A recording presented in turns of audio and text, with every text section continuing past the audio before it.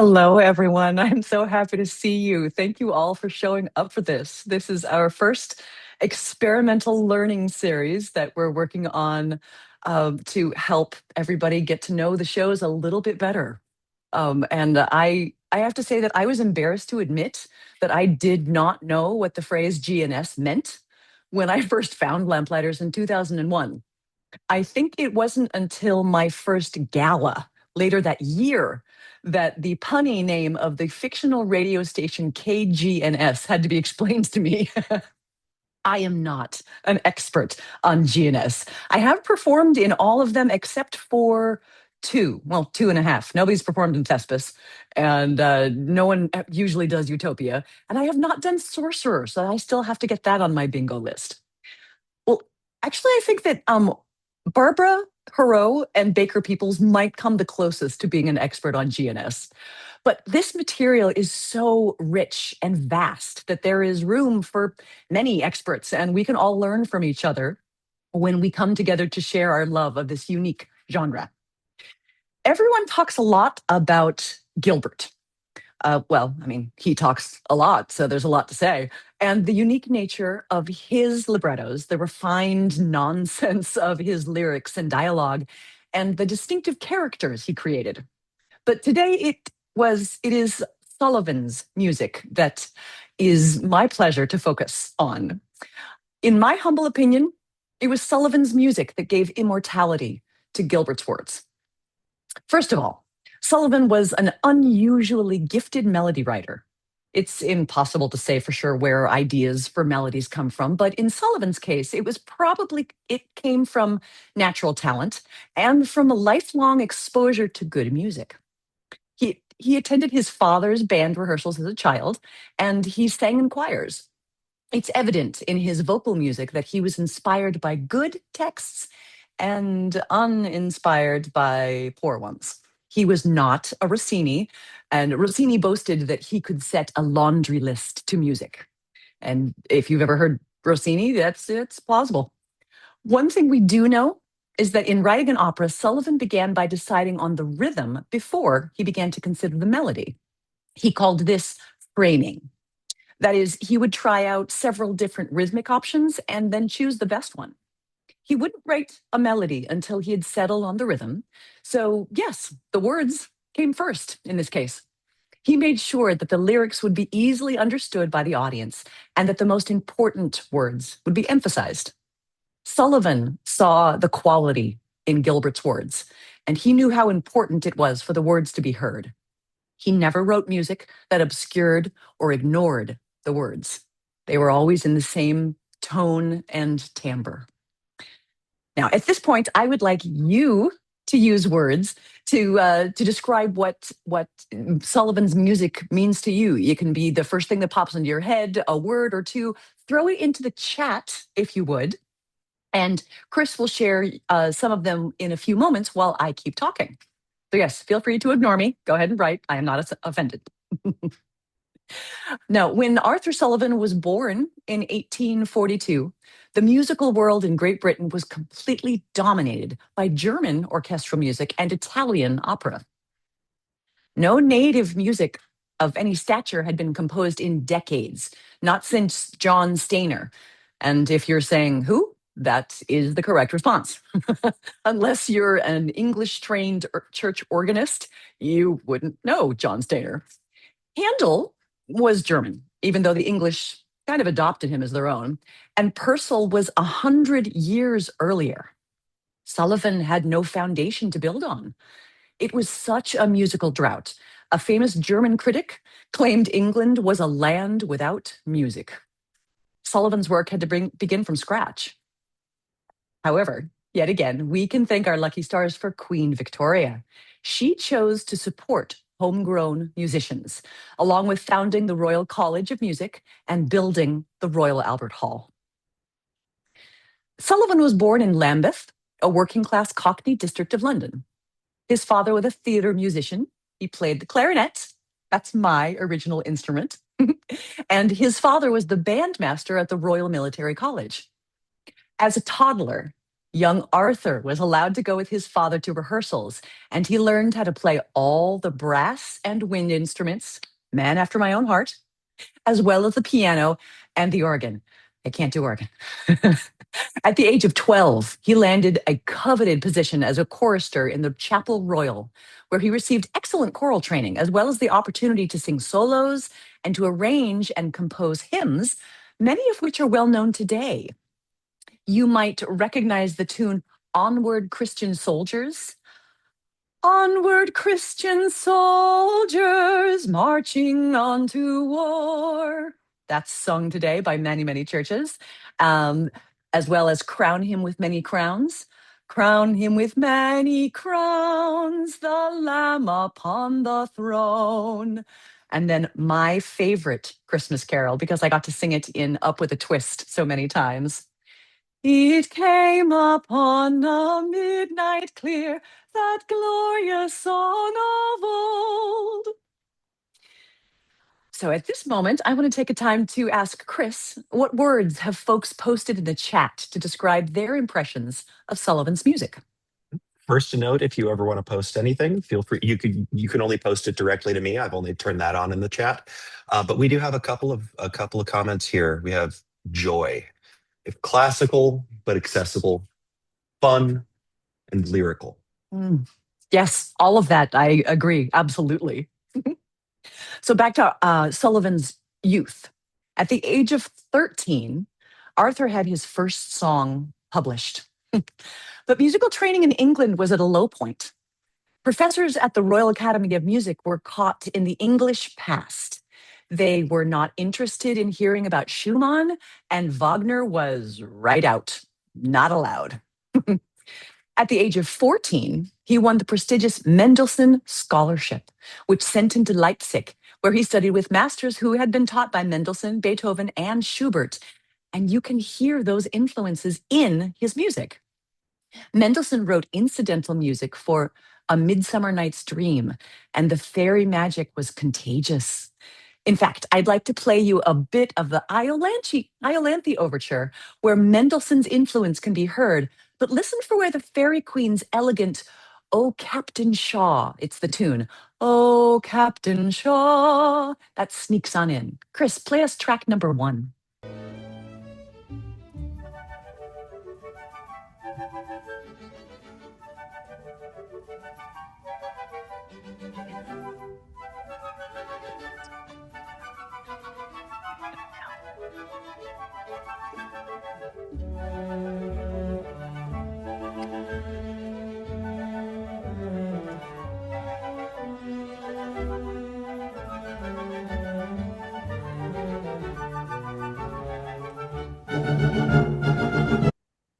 First of all, very quickly, was everybody able to hear that?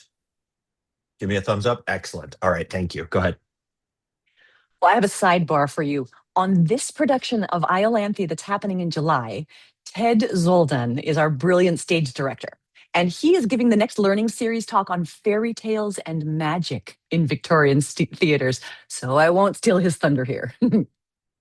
Sullivan returned to England in 1861 at the age of 19 with the best musical training in Europe, having received encouragement from such luminaries as Rossini and Liszt. His incidental music to The Tempest, written as a senior thesis in Leipzig, was performed the following year at the Crystal Palace. At 20, he was already well known in England, and for the rest of his life, he was looked upon as the great hope for English music. At the age of 22, he was hired as organist at Covent Garden. 22? What were you doing at 22? I had not found Lamplighters by then, so I don't know what I was doing at 22.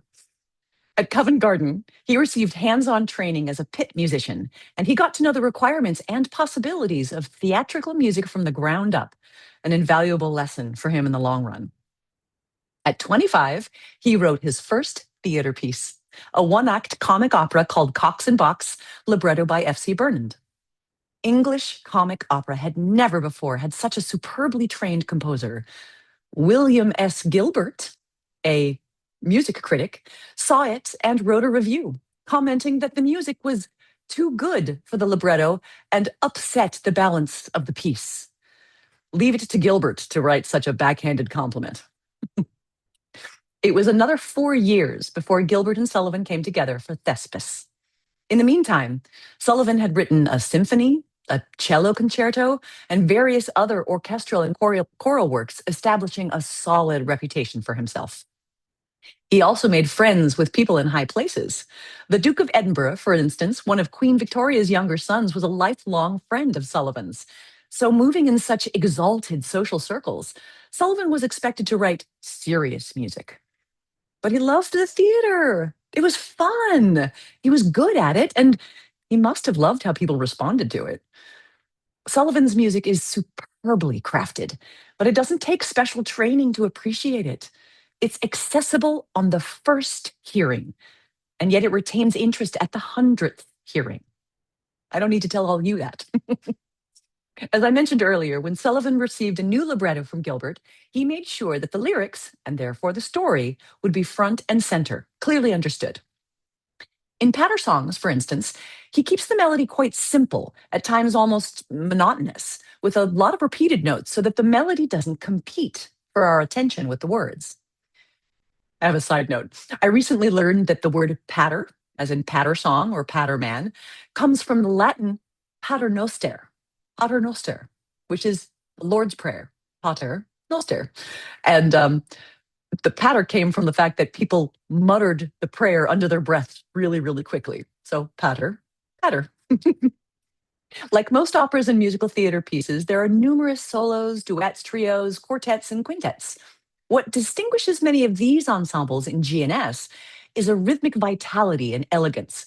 To quote Baker Peoples directly, a bounce, which is not unlike uncorking a bottle of good bubbly. Here's a piece that could only have been written by Gilbert and Sullivan. Would you project?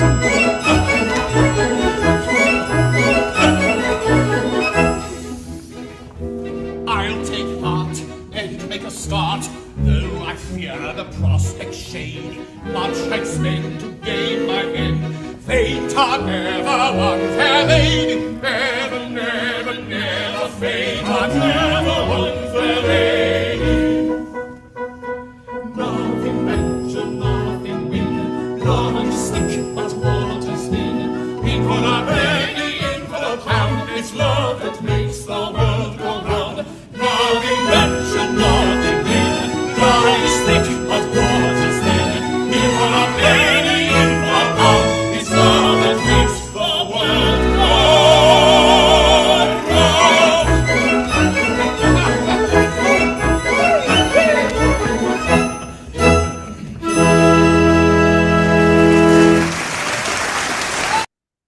Since many of the GNS operas are period pieces set in earlier time periods, there are various historic dances, such as 18th century gavottes, minuets, and 19th century dances like waltzes, set as vocal music or as purely dance numbers.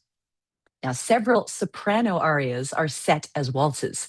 In fact, about 2/3 of all the women's arias in GNS are in triple time, either 3/4, 1, 2, 3, 1, 2, 3, or 6/8, 1, 2, 3, 4, 5, 6, that lilting feeling. It could be that Sullivan felt that it gave it a gentler feminine effect. Sullivan used a large variety of musical forms with some clever parody of some composers, but it's his gift for melody that makes his music unforgettable. His melodies are often reminiscent of Schubert and Mozart, with a sweet and natural grace combined with a classical simplicity, which makes these operas seem timeless. He wasn't trying to write complex musical structures or to show off his training or experiment with the latest harmonic innovations. He used his music to tell a story. After framing the rhythm, he would write the melodies on music manuscript paper and work from these sketches at rehearsal, improvising accompaniments and harmonies and leaving space for interludes until he could see from Gilbert's staging what was needed in terms of timing and of the action the interludes would need to suggest. Talk about tailor making your accompaniment. The actual accompaniments came later, and the orchestrations were written only in the very, very last days, since any changes would require massive amounts of recopying, a major headache in days without laser printers or photocopiers. The overtures would be the last thing to be composed, since almost all of them were potpourri overtures. They were stitched together from tunes from throughout the show. Many of the overtures were only sketched out by Sullivan and finished by an assistant, with transitions and orchestrations suggested by the composer. But the Iolanthe overture, which I could talk about all on its own for about an hour, was the first one Sullivan composed by himself. It takes most of its inspiration from the fairy side of the story. It's delightfully airy and lightweight, with beautiful writing for the flute, clarinet, and oboe. This is especially appropriate for Iolanthe, since woodwinds are associated with the pastoral shepherd life, playing a tune on a pipe while watching the sheep graze. But the warring themes of love and duty are played out in the music. Iolanthe's song, He Loves, in Act 2, and the duet of Phyllis and Strephon, If We're Weak Enough to Tarry. Those tunes that are in the overture are bowled over by the bassoon's rendition of O Foolish Fay, the Queen's stentorian denial of romance. And it happens over and over. It finishes with an irrepressible "If You Go In" to foreshadow the happy ending of the opera. Now, Sullivan also added in leitmotifs. A leitmotif is sort of like theme music for a particular person or thing. So whenever that person or thing comes on stage, you often hear them before you see them. Wagner is credited with the creation of leitmotifs, and composers ever since have been drawn to their magnetic power. For example, I'm going to have you unmute for a second and tell me what pops to mind when you hear this. Ready? Bum ba dum bum bum bum ba dum bum bum bum ba dum bum bum bum ba dum bum. Valkyries. Yoto. Wagner, yeah, Wagner. Kill the wabbit. Leitmotifs have worked their way into pop culture. Shout it out if you recognize this one. Bum bum bum bum ba-dum bum ba-dum bum bum bum bum ba-dum bum ba-dum. Darth Vader. Yes. Those are leitmotifs. They are so common now in our musical today, in commercials, in everyday music, that we just assume that that's normal. But Wagner was the first fellow who came up with that concept, and Sullivan ran with it. Sullivan's Iolanthe motif is quoted everywhere. Iolanthe. And the Queen sings a minor version of it. Iolanthe. And it is the first thing that you hear in the overture. Iolanthe, Iolanthe, over and over and over again. It's the last thing the Lord Chancellor sings before Iolanthe is condemned to die.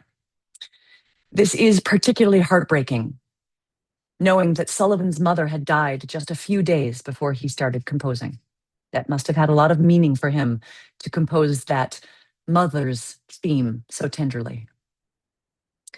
Iolanthe, the sixth in the series that the pair composed together, is considered the pair's first masterpiece.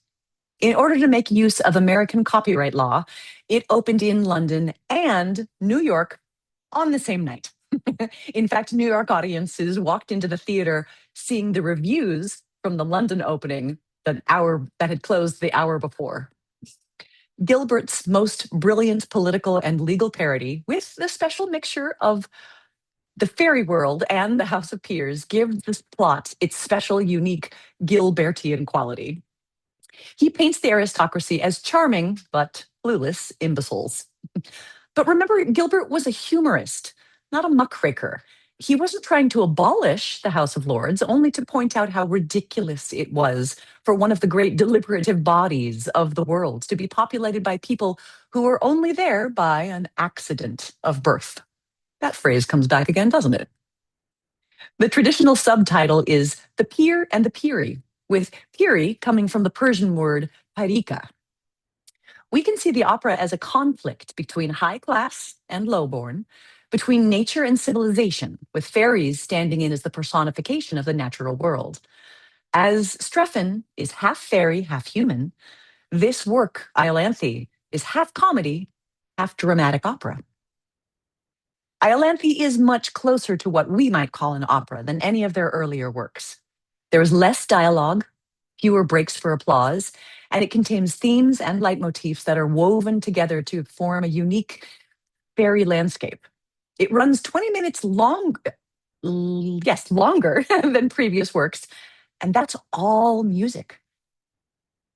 The first act takes place in a fairy glade where a chorus of fairies is starting their day, singing and dancing in never-ceasing motion. Listen for the utter lack of breaths these fairies are allowed to deal with while they dance.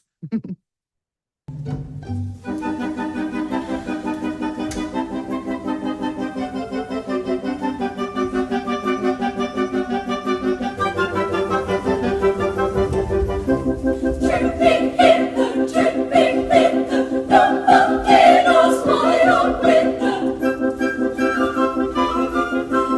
We must dance and we must sing round the lot of everything. Tripping hither, no volcanoes fly on winter. We must dance and we must sing round the lot of everything. Tripping hither, no volcanoes fly on winter.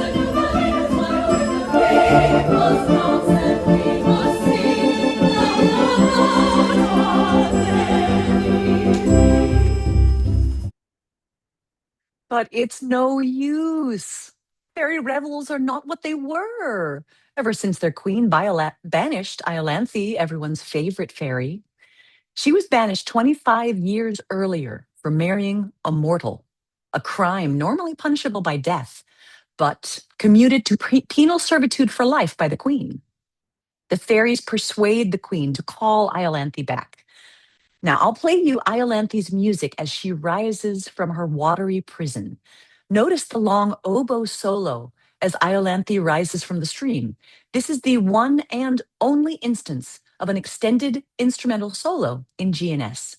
This, as well as the Fairy Queen's solo after Iolanthe's return, is a nod to Wagner, and specifically Tristan und Isolde. Gilbert's original concept for the costume of the Fairy Queen was for her to be dressed as Brunhilde.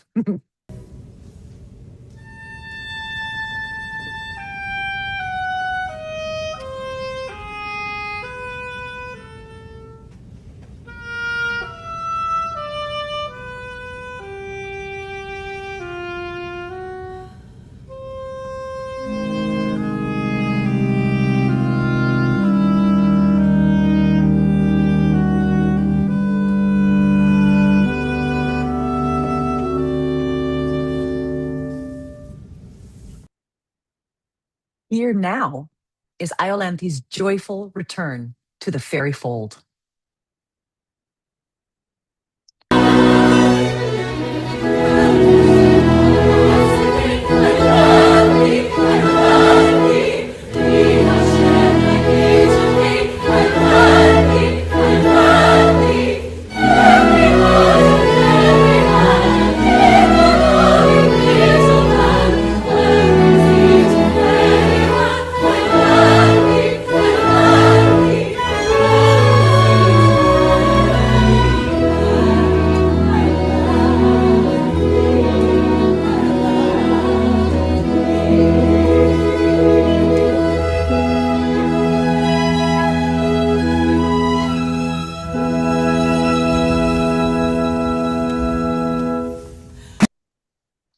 Iolanthe explains that she has a 24-year-old son, Strephon, a shepherd who is half fairy, half mortal, and a baritone. Actually, having a romantic lead be a baritone is a departure from normal opera norms. I want to tell you a fairy production Easter egg. So in this production, we haven't started rehearsals yet, but Ted Zoldan and I have been in conversation about the concept of it. Strephon isn't exactly a shepherd in this show, but he still has a connection to sheep. Keep an eye out for a particularly San Francisco flavor when you see the show in July. The fairies are charmed when they meet Strephon, but they're intrigued to hear of the difficulty he has being only half a fairy. The joke of which half never gets old. They are incensed to hear that the Lord Chancellor won't allow Strephon to marry his love, Phyllis, and they vow to help him if troubles arise.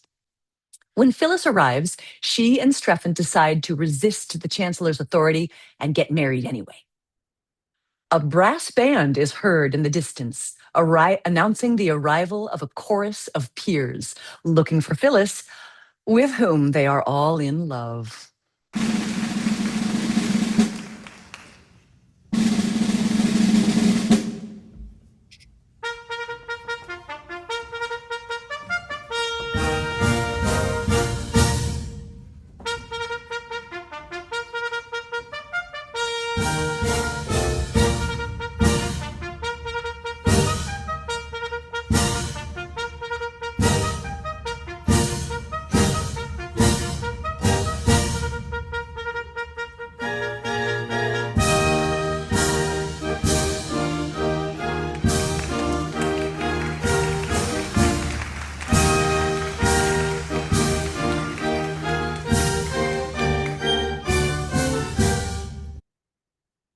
The Lord Chancellor confesses to the Lords that he too is attracted to Phyllis, one of his own wards, but he is racked with guilt at the conflict of interest. When they finally find Phyllis, the peers are led by the Lords Talaller, which translates in British slang to silly, and Lord Mount Ararat, which is a reference to Mount Ararat in Turkey, the mythical site of Noah's Ark. They prove that they are idiots in speaking to women too, cluelessly heaping insults on her even as they woo her. When Phyllis informs them that her heart is already given, and Strephon strides in to claim her as his bride, the peers stagger off in defeat, but not before singing at the pair, loudly and repeatedly. Neath this blow was the summer dagger, glowing momentarily stagger. In each heart, proud of being lately, let's depart, dignified and stately. Let's depart, dignified and stately. Dignified and stately. Dignified and stately. Dignified and stately. Dignified and stately. Dignified and stately.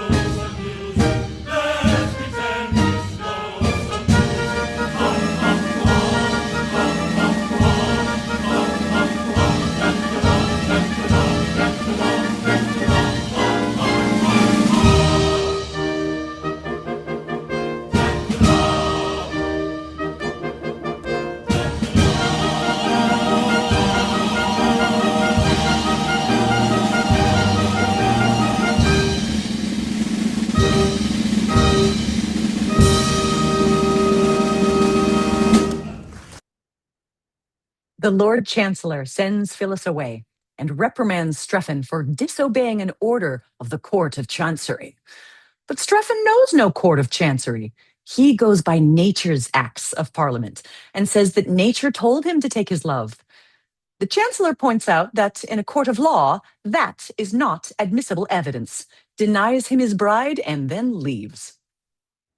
Iolanthe finds her son weeping and consoles him as everyone's emotions have at last ridden to the height of a first act finale.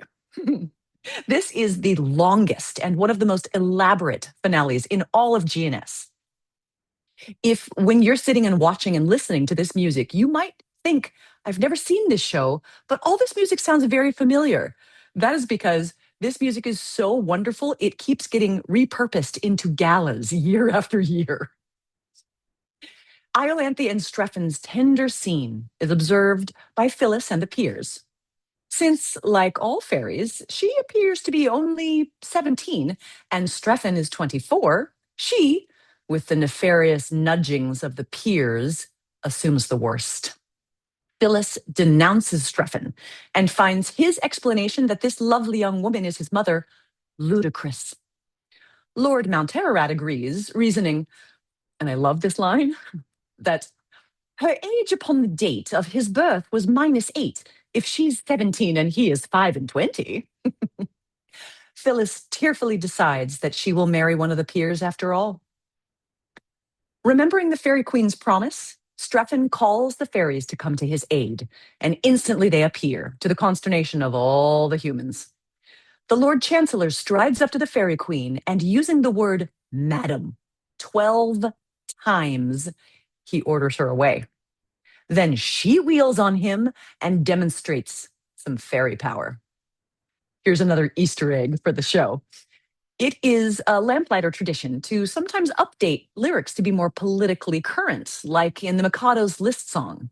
Here, the Queen threatens the peers. And this might show up in the show in July. You shall pass with jubilation, sweeping AI regulation. Oh no! And here's another. You shall vote with huge smiles, full release of Epstein files.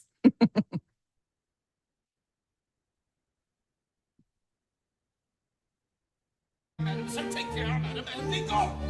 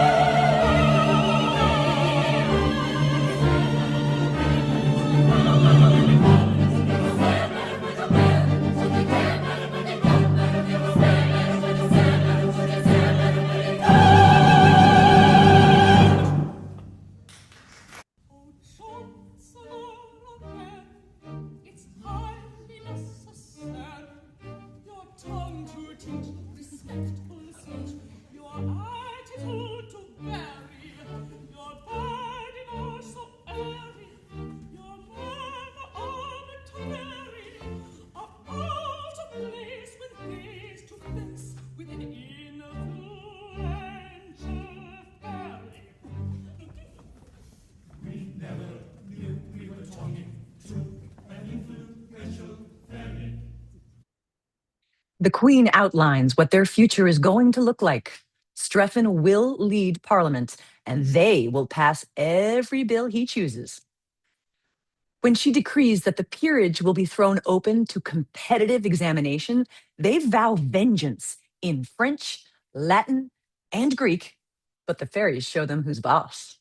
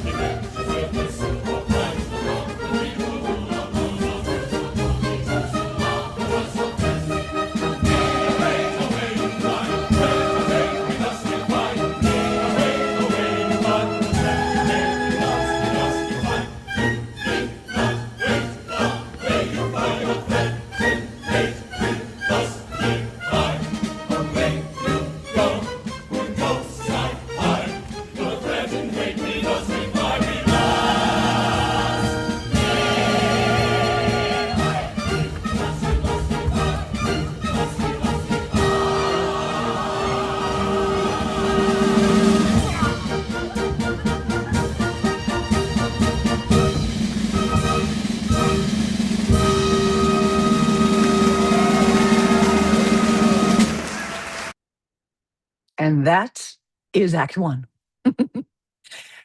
The last time I was in Iolanthe was 2003. So I was, 4 years old. And the action that the fairies were making the peers do made me think if I ever was going to be in a Gilbert and Sullivan chorus, it would be Iolanthe. That looked so much fun. Act Two is set outside the Houses of Parliament in London, where the sentry Private Willis is on duty. He's no tin soldier ornament, but a man with strong opinions about what goes on inside that building. Here's a side note. There's a theory that Phyllis is actually the sentry's daughter, and she's only under the Lord Chancellor's care because of a gambling problem that could have robbed Phyllis of her inheritance. But then she would be called Phyllis Willis. In that case, it's no wonder she's in a hurry to get married and change her name. The fairies are now clearly in control of Parliament, and in protest, Lord Mountararat states, Lord Mountararat gets the best lines. Oh, I'm really excited for you to hear John Mellis deliver them, because you might remember him as our Strephon from 2013. Lord Mountararat says, I don't want to say a word against brains. I've a great respect for brains. I often wish I had some myself. But if there is an institution in Great Britain which is not susceptible of any improvement at all, it is the House of Peers. Very proud. He proudly goes on to say, when Wellington thrashed Bonaparte, as every child can tell, the House of Peers throughout the war did nothing in particular, did it very well. The fairies somehow are growing attached to the peers with their self-contained dignity and airy condescension. But when the queen discovers that her fairies are in danger of forgetting that it is death to marry a mortal, she scolds them, contrasting how she is able to subdue her own attraction to Private Willis. Now, Sonia Garayev sings O Foolish Fay with such heartache in this recording, and she has only gotten better since it was recorded in 2013. This melody, which we heard bowling over tunes in the overture, is one of my favorites. The 7/6 suspension on the word under perfectly captures her longing.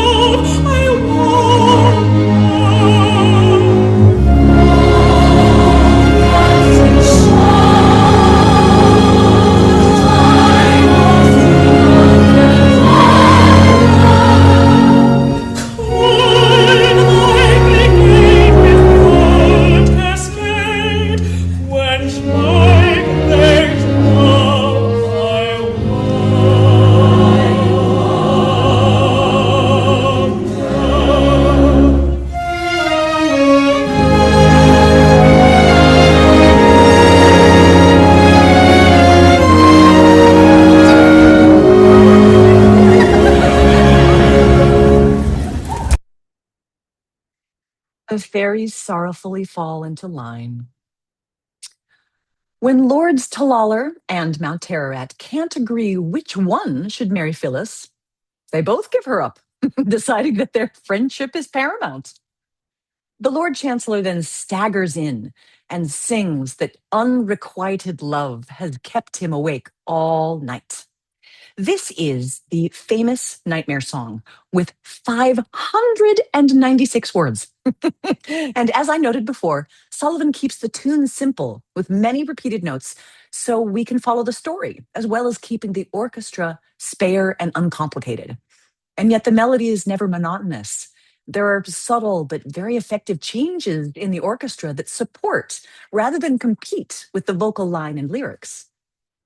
Gilbert constructed most of his patter songs to easily move between front and back consonants. Take the phrase, which you may have never heard before. Lost my earbud. There we go.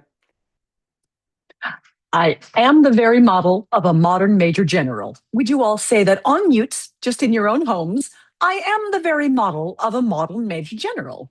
Good. Notice where your tongue sits, where most of the action is in your mouth. Say it again. I am the very model of a modern major general. Only the L in model is away from the front of your mouth, which makes it easier to say. Similarly with when I was a lad, I served a term as office boy to an attorney's firm. Say that with me if you can. When I was a lad, I served a term as office boy to an attorney's firm. Pretty easy. He's actually really good at making these things easy to say quickly. However, the Nightmare Song contains the line, I'm going to say it slowly. In your shirt and your socks, the black silk with gold clocks, which is one of the hardest lines to say quickly. Try it. In your shirt and your socks, the black silk with gold clocks. There's something about the sk and the back of your throat. I can't do it. I'm a soprano. I sing ah. Now, in fact, when Ted and I were holding auditions, the ability to say that particular line was a major qualifying factor in our casting decisions. Happily, Chris Uselak is up to the challenge. Yet again, Sullivan takes a page from Wagner's book and gives the Lord Chancellor a leitmotif, which you can hear as veteran patterman Rick Williams tackles this beast.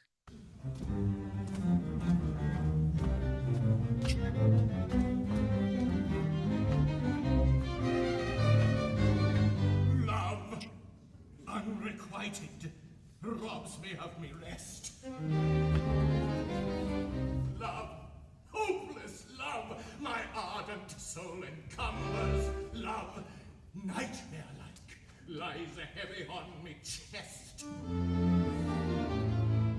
and weaves itself into my midnight slumbers.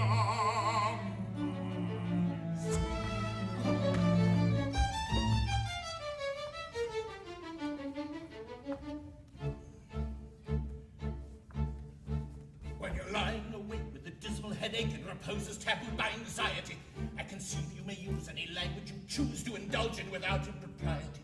For your brain is on fire, the bedclothes conspire, usual slumber to blunt you. First your counterpane goes and uncovers your toes, and your sheet slips demurely from under you. And the blanketing tickles you feel like mixed pickles, so terribly sharp as the pricking. And you're hot and you're cross, and you tumble and toss till there's nothing twixt you and the ticking. Then the bedclothes all creep to the ground in a heap, and you pick them all up and entangle. Next your pillow resigns and politely declines to remain in its usual angle. Well, you get some repose in the form of a dose of hot eyeballs and head ever aching. But you're slumbering teased with such horrible dreams that you'd very much better be waking. If you dream you're crossing the channel and tossing about in a steamer from Harwich, which is something between a large bathing machine and a very small second-class carriage, and you're giving a treat, any ice and cold meat, to a party of friends and relations. They're a ravenous horde, and they all came on board a Sloane Square and South Kensington stations. And bound on that journey, you find your attorney who started that morning from Devon. He's a bit undersized, you don't feel surprised when he tells you he's only 11. But you're driving like mad with this singular lad. By the by, the ship's now a four-wheeler. And you're playing round games. He calls you bad names when you tell him that ties pay the dealer. With this you can't stand, so you throw up your hand and you find you're as cold as an icicle. In your shirt and your socks, the black silver gold clocks causing Salisbury Plain on a bicycle. Ha ha! If you want to hear the rest, you'll have to come and see the show in July. But But you could hear how the orchestra was quite sparse and spare. And then once the language turned to being on a ship, it sort of went to this swoopy motif, but still was very simple. After the Nightmare Song, Talalar and Mount Ararat find the Lord Chancellor in despair. And since they have renounced Phyllis, they urge the Chancellor not to be shy, but to pursue her himself. They tell him, faint heart never won fair lady. As you have heard, this is one of those iconic GNS ensembles with its irresistible bouncing vitality. It is so delightful. It is reused as the finale of the show, so you'll get to hear it one more time. Sullivan was clearly aware of the dual struggles within the Queen, duty and love, and the dual struggles within the Lord Chancellor, love and the law. He used the same 4 notes to show that, separated as they are by their human and fairy natures, love is universal. Oh, foolish fay. And then, if you go in. Ah, that guy's good. Phyllis and Strephon are both downcast, but quickly come to terms and make up. They're made for each other. They can't help it. However, they both beg Iolanthe to speak to the Lord Chancellor in their favor, but she reveals that she can't because the Lord Chancellor is her husband and, spoiler alert, Strephon's father. Dun, dun, dun. I know I just ruined the giant reveal of the whole play. Iolanthe loves her son, and so she does approach the Lord Chancellor. She pleads for her son in a touching aria, during which Rose Waldman will break your heart. In her audition, she broke mine. He dies if only laid aside in some old cabinet, memorials of thy long dead bride, thy dearly treasured yet. Then let her hallowed bridal dress the little dainty girls, the flowers, her faded dress, plead for my boy. He loves. The Lord Chancellor is strangely moved by her appeal, this strange woman, but he insists that he is going to marry Phyllis himself. Iolanthe can't allow him to take another wife, so she dooms herself to death by revealing herself. The Chancellor is overcome to see his wife, who he thought had died. I, personally, will struggle not to sob aloud at the Lord Chancellor's simpler realization. Iolanthe, thou livest. In the distance, listening, aware that Iolanthe is about to make a choice that will cost her life again, we can hear the fairies wailing, much like the Rhine maidens when the ring changes hands in Wagner's opera. The orchestration returns to the triplet theme from the first invocation when the Queen calls Iolanthe from the river, but this time will be a death sentence. My doom thy lips have spoken, I plead in vain.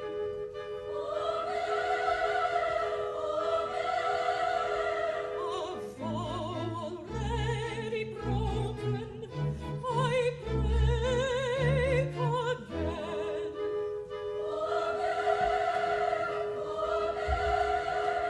For him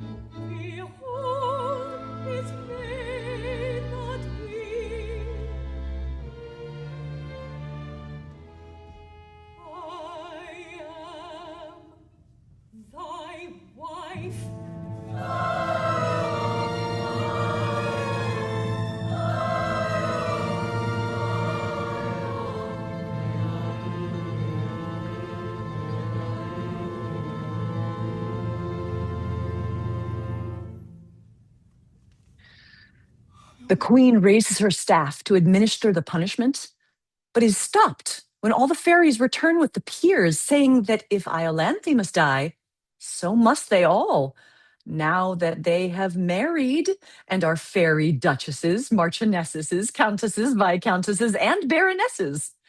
The queen can't slaughter the whole company, yet the law is clear. Every fairy must die who marries a mortal. The Lord Chancellor offers his lawyerly solution. The insertion of a single word will do it. Every fairy must die who doesn't marry a mortal. This satisfies everyone, but the queen has no partner till she sees Private Willis march past. In a totally daffy but satisfying solution, everyone is now a fairy, and they all go away to fairyland. Up in the air, sky high, free from wars and charms alike. I will be surely happier, for I'm such a susceptible chance and more. Up in the air, sky high, free from wars and charms alike. I will be surely happier, for I'm such a susceptible chance and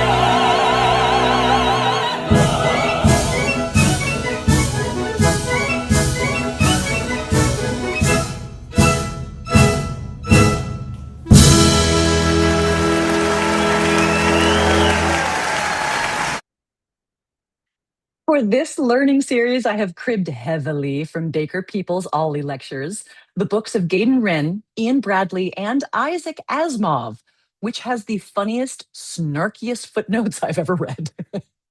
Happily, the 20th anniversary edition of Wren's The Complete Annotated Gilbert and Sullivan includes mentions of Lamplighters, as it should. I want to thank my virtual crew, Tracy Cox, Jen Delacroix, and Chris Uzelak. You all made this job easy. Thank you. And thank you to all of you for coming. We all love GNS, and it is possible to enjoy it individually, but something special happens when we come together to celebrate this unique art form. No one person is the definitive expert on GNS, certainly not me. And I love learning every time I join up with my fellow nerds. I know applause is not a thing in Zoom land, but we will accept all variety of visual celebrations. And feel free to unmute and make noise if you'd like. So now we've got some time for questions, comments, insights. You can comment in the chat if you would rather not speak, but please put a hand up, and Chris will be in charge of calling on people to ask some questions. Great, thank you. Go ahead, Larry. Hi, thank you, Jennifer, for a marvelous talk. I wonder if you had heard that Mark Shepard recently visited the British Library and found 3 lost songs. We did. Thank you for saying that, Larry. That had happened in the last 3 weeks. Like it is a very new thing, and it hasn't happened like in the this one cannot be too particular. It hasn't happened. New Sullivan works have not come up to lights for 80 years, something crazy like that. And so it just sort of feels like, is someone pranking me? We're doing Iolanthe and the stuff is landing in my lap right now. This is a little eerie. And so we're actually in conversation, Ted and I and our executive director, Jen Delacroix, to see if we can put together a concert of one or more of these pieces. And so stay tuned. We will keep you in the loop if and when that happens, because how amazing would that be to have a world premiere of Sullivan's unheard works? Yeah, and for a little bit more context, for a little more context for those of you who haven't heard about this, Sullivan would always delete the songs that were cut. He would basically throw them out, burn them or something. And this is full orchestra parts. This is his original piano reduction and the vocal lines. Those 3 things haven't been discovered together, perhaps ever. I can't find the last time they were discovered together. So it's a very big deal. And the only reason they were discovered this time is because they were misfiled, and Mark went looking for them. Mm-hmm. They were in the archives of the Doyley Cart Company, and nobody realized what they had. Tracy, I see your hand up. Well, first of all, Jennifer, you're just so awesome. Thank you for doing this. Um, and second of all, two things I was really struck by from what you shared was, first of all, the Nightmare song sounded to me like Verdi. It sounded to me like a Verdi villain, with the strings that are da da da da da da da descending line, and then the like plucking of the large guitar, right? It's so compelling and so operatic sounding to me. Yeah. Um, and um, and then also, I didn't know the factoid that you shared about the 3/4 time and 6/8 time being the most common GNS time. And I guess when I got to like marinating on it, because we think of Johann Strauss II as the waltz king, right? But they were contemporaries, and they were both descendants of Offenbach in the operetta tradition, and so that makes perfect sense. That makes so much sense. That's amazing. So thank you. I Yeah. really. A lot of times people call what Sullivan did in his composing when he took inspiration from other composers as parody. And parody has a connotation that he's making fun of it, but he absolutely was not. It was a tip of the hat. It was I respect your work and I want to incorporate it into what I'm doing. So I love that he was able to incorporate Verdi into a patter song. You're absolutely right. Well, we are at 8 o'clock, but do you have a minute for a couple of questions? So, if you do, Larry, I saw your hand up. If you wanted to hop in again, of course, we're at 8 o'clock. If anybody needs to step out, feel free. But we'll take another couple of questions, maybe. Well, yeah, Uh, I did have a couple of observations. So you were talking about GNS being in 6/8 time and relation to Verdi, and La Traviata is often called the Great Waltz. And I had another Verdi comment in mind, and it's flown away. So give it to somebody else. well, I did have one comment from the chat. Eleanor mentioned that Verdi. You were talking about a baritone hero, a baritone love interest. There is Rigoletto, which was also in that tradition. It is, and it's unusual. That is unusual to make the baritone. There's something nefarious. There's something topsy turvy is the word that we would use in Gilbert and Sullivan land to explain why it is different. But yeah, there's a lot of things that are turned on their heads particularly in this opera. Mhm. So we just had a question in chat. All of the recordings we heard tonight were from Lamplighters' live recording of Iolanthe. I believe it was done in 2016. I believe so, but perhaps it was a little earlier. But also, I think David Hyman, I saw your hand up. Do you still have a question for us? No, sorry. No It was worries. great. I loved it. Thank you. Thank you for joining. Oh yes, so Cynthia did ask. So Cynthia, the 3 discovered songs were deleted songs from Iolanthe. So this is absolute kismet for us. The text of all of these deleted songs survived because Gilbert had to submit his script to the censors. So we knew, and he had to submit the script before production. So we knew these deleted songs existed in Iolanthe, but nobody ever expected to find the music because that was not something that Sullivan commonly did. Excellent question, Cynthia. Yeah. Anybody have another question for us? Well, yeah, I just as part of what they were speculating on when the 3 songs were found. There's been this section of overture that nobody's been able to put a tune to it, and that thing. And they were thought that maybe there's a lost song for that too, and none of these were it. And so the discussion on Savoynet is there such a thing, or did Sullivan step out of his usual and use a tune that wasn't in the show? Well, that one that you just sang is from the overture, and that's just actually a nod to Mendelssohn. That's one of his operas, and so because he studied under Mendelssohn. Show though. Yeah, it is. Right. Yeah, it's nowhere else in the show. It's only in the overture. So though there's speculation is if there's yet another lost song that he might have drawn on. We do have text for at least one more, and if I'm remembering correctly, there might be 2 other lost songs. They're all included in one of the annotated Gilbert and Sullivan's. Yeah. And if you don't have any of the annotated Gilbert and Sullivan's, Asimov, Wren's books, they are hilarious to read. They are the stories are wonderful. Yeah, and do your favorite self-claim and get the Bradley book too. Yeah, it's real good. Yes, so we confirmed Iolanthe, the recording was from 2013. You can find, if you want a copy of it, we have CDs on our website. It's also up on all the music streaming services if you want to listen in preparation for the production.